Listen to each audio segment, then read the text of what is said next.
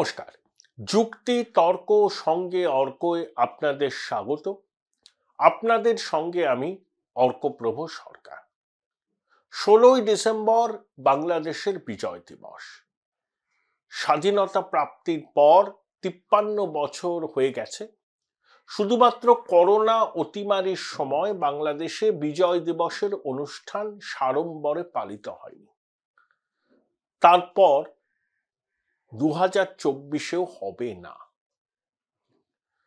বাংলাদেশ সরকার দ্ব্যর্থহীনভাবে বিজ্ঞপ্তি জারি করে জানিয়ে দিয়েছে যে 16ই ডিসেম্বর সেনাবাহিনীর কুচকাওয়াজ হবে না।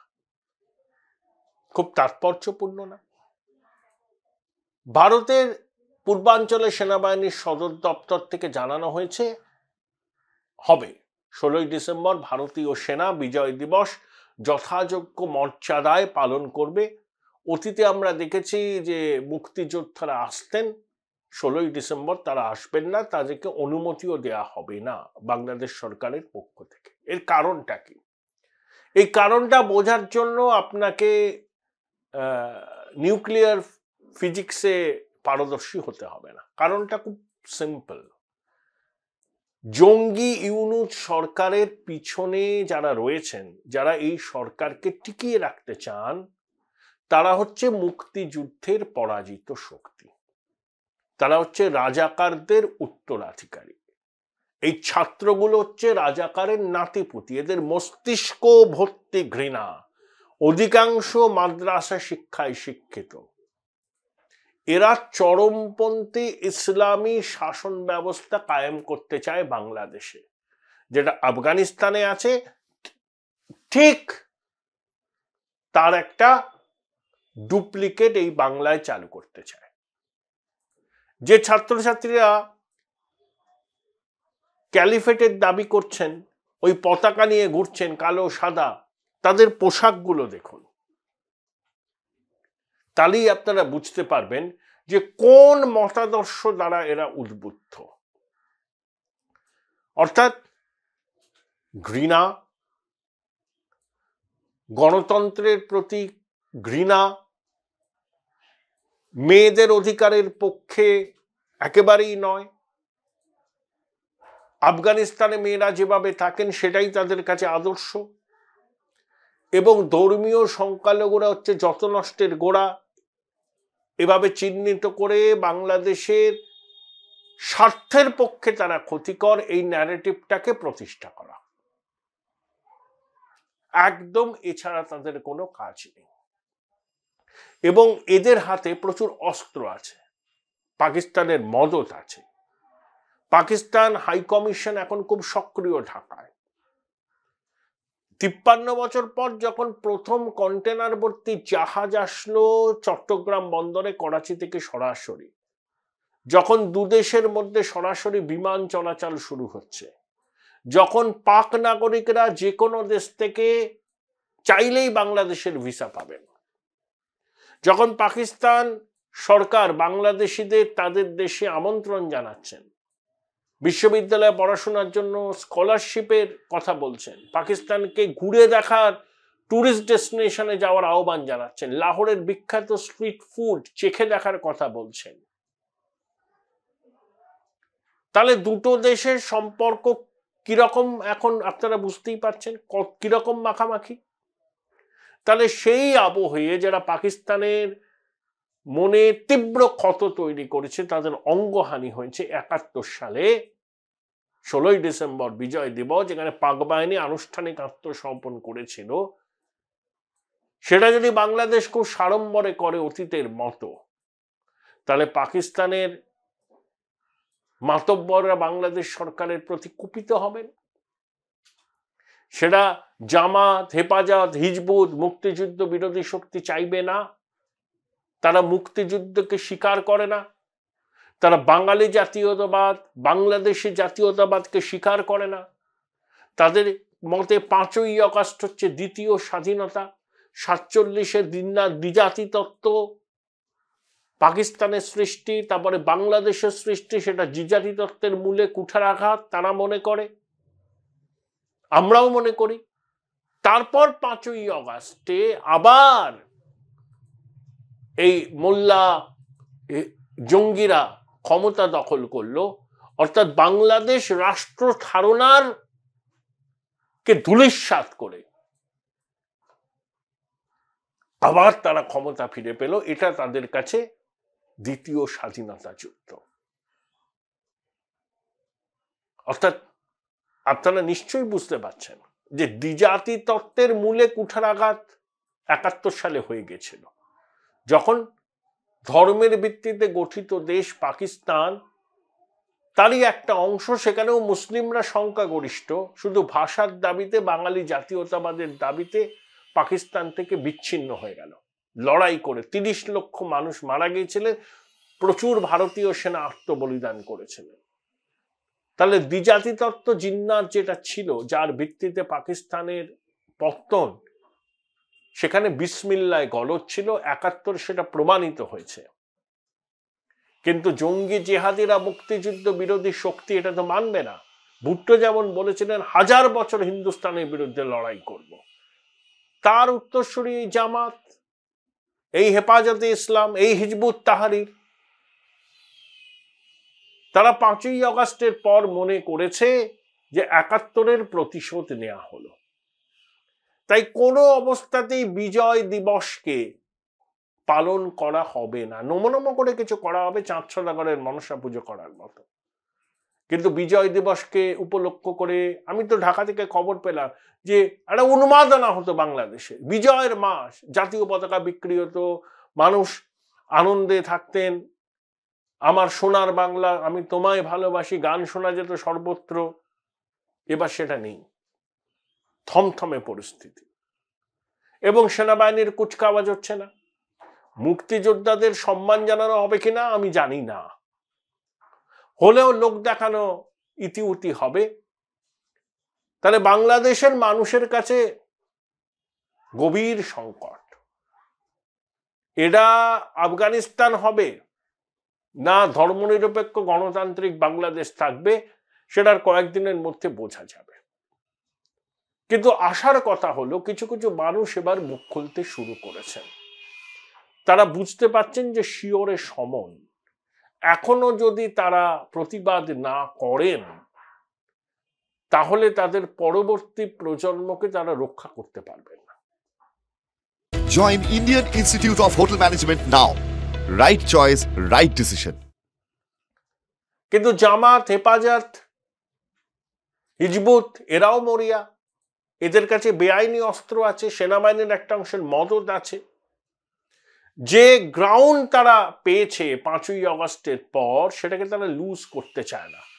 সেই জন্য দমন, পীড়ন, নিপীড়ন, আদালতকে ব্যবহার করে মিথ্যা মামলায় ফাঁসিয়ে দেওয়া, পুলিশ সেনাবাহিনীকে কার্যত দর্শকের ভূমিকায় নামিয়ে আনা, মব জাস্টিস, সরকারি সম্পত্তি ভাঙচুর, ধর্মীয় সংখ্যালঘুদের বিরুদ্ধে বিদ্বেষপূর্ণ মন্তব্য করা, ধর্মীয় সংখ্যালঘুদের ধর্মদ্রোহিতার মিথ্যা অভিযোগে ফাঁসানো, ধারাবাহিকভাবে বাংলাদেশে চলছে। কার্যত তারা পাকিস্তানের কোলে উঠে পড়েছে। পাকিস্তান যেরকম চাইছে, বাংলাদেশের জঙ্গি জিহাদিরা ঠিক সেভাবেই চলছে। এবং ইউনূস সরকার পরোক্ষ নয়, প্রত্যক্ষ মদত দিচ্ছে। যে পাকিস্তান নিজেই সন্ত্রাসবাদীদের হামলার শিকার। প্রতিদিন পাকিস্তানে সন্ত্রাসবাদী হামলা হয়। কখনো তেহরিকে তালিবান পাকিস্তানের সঙ্গে পাক সেনা রেঞ্জার্সের যুদ্ধ, কখনো বালুচ লিবারেশন আর্মি, রেস্টিভ খাইবার পাখতুনওয়াতে সেক্টেরিয়ান ভায়োলেন্স। পাকিস্তান নিজে সন্ত্রাসে জর্জরিত। কাশ্মীরে তারা ছায়াযুদ্ধ চালিয়েছে না, এখনো চালাচ্ছে, তার পরিণতি তাদের ভোগ করতে হচ্ছে। কিন্তু পাকিস্তান না খেয়ে থাকবে, IMF এর কাছে ভিক্ষা চাইবে। ৩ কোটি বাচ্চা পাকিস্তানের স্কুলে যায় না, পাথরবাজি করে, না খেয়ে থাকবে, কিন্তু হিন্দুস্তানের বিরুদ্ধে ১০০০ বছর লড়াই করবে। এই মানসিকতাটা এখন এক্সপোর্ট হয়েছে পাকিস্তান থেকে ঢাকায়, চট্টগ্রামে, সিলেটে, রাজশাহীতে, খুলনায়, যশোরে। অর্থাৎ পাকিস্তানের জিডিপি যেরকম মৌলবাদ দিয়ে নির্ধারিত হয়, রপ্তানি যেরকম টেরোরিজম দিয়ে নির্ধারিত হয়, বাংলাদেশেও ঠিক তাই। Terrorism, extremism and organised crime. বাংলাদেশে যেরকম তোলাবাজি হচ্ছে, প্রথমে মামলা করে দেওয়া হচ্ছে, মিথ্যা মামলা, তারপর সেই মামলা থেকে মুক্তি দেব এই শর্তে লক্ষ লক্ষ টাকা দাবি করা হচ্ছে, নইলে খুনের মামলায়, বিস্ফোরণের মিথ্যা মামলায় ফাঁসিয়ে দেওয়া হচ্ছে।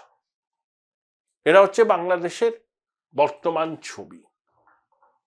আর ইউনূস প্রশাসন বড় বড় কথা বলছেন, সব ঠিক আছে, অতিরঞ্জন ভারতীয় মিডিয়া, একদিকে বলছে ভারতীয় মিডিয়ার অতিরঞ্জন, অন্যদিকেই বলছেন আপনারা আসুন না, দেখে যান না, চক্ষু কর্ণের বিবাদ ভঞ্জন। একবার বলছে ভারতীয় মিডিয়ার অতিরঞ্জন, তারপরেই ভারতীয় মিডিয়ার বৈধতা পাওয়ার কি আকুল আরতি, কিরকম সেলফ কন্ট্রাডিকশন। এই যে বিক্রম মিস্ত্রি যখন গিয়েছিলেন, বাংলাদেশের প্রশাসন বলেছেন প্রচুর মানুষ ভিসা চাইছেন, আপনারা দয়া করে ভিসাটা দিন। ভিসা অন অ্যারাইভাল করেছে ইসলামাবাদ, কিন্তু বাংলাদেশের মানুষ কিন্তু ইসলামাবাদ যাবেন না, তারা যাবেন ভারতে।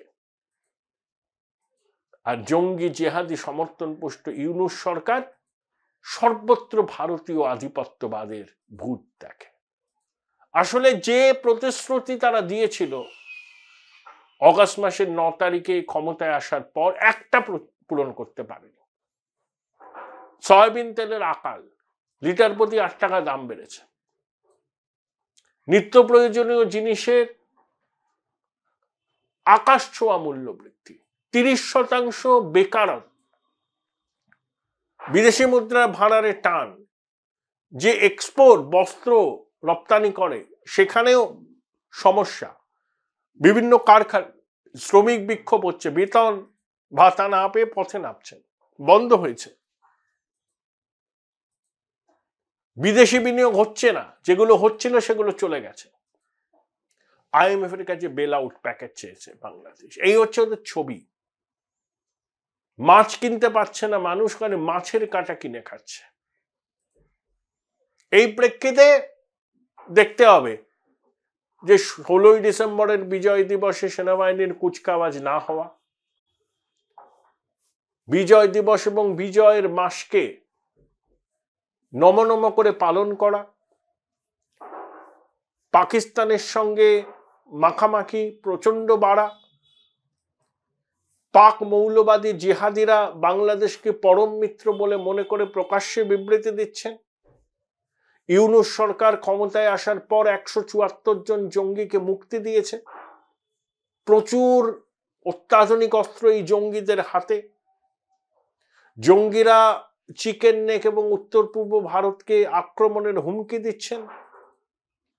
এটা বাংলাদেশের বাস্তব, এবং সর্বোপরি তো আছেই সংখ্যালঘুদের জীবনের নিরাপত্তা বলে কিছু নেই। যারা ভারতে এসেছেন ভিসা টিসা নিয়ে, তারা বলছেন সংবাদ মাধ্যমের সামনে নিদারুণ আতঙ্কে তারা রয়েছে। এই প্রেক্ষিতে বাংলাদেশকে দেখতে হবে আমাদের, এই প্রেক্ষিতে, এবং কুচকাওয়াজ না হওয়া পরিষ্কার ইঙ্গিত যে মুক্তিযুদ্ধের বিষয়টার কোনো গুরুত্বই নেই বাংলাদেশের বর্তমান শাসকদের, কারণ এরা রাজাকারের নাতিপতি, মুক্তিযুদ্ধের পরাজিত শক্তি। যে 30 লক্ষ মানুষের আত্মবলিদান, ভারতীয় সেনাদের বীর জওয়ানদের আত্মবলিদানের মাধ্যমে যে বাংলাদেশের সৃষ্টি,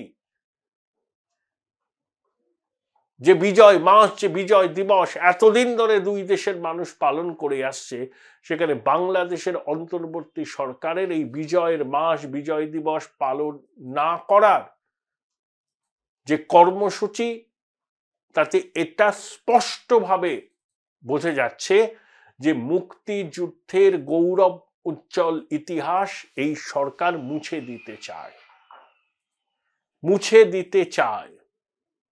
এবং খুব অবাক হবেন না, জাতীয় সঙ্গীতের পরিবর্তন হবে, জাতীয় পতাকায় ইসলামিক চিহ্ন আসবে, এবং গণপ্রজাতন্ত্রী বাংলাদেশের নাম হবে Islamic Republic of east Pakistan. পাকিস্তানের পতাকায় একটা সাদা অংশ আছে না, এই সাদা অংশটা হচ্ছে সংখ্যালঘুদের,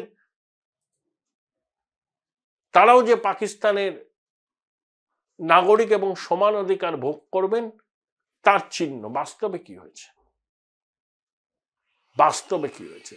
পাকিস্তানে ধর্মীয় সংখ্যালঘুদের সংখ্যা কত? পিনাটস।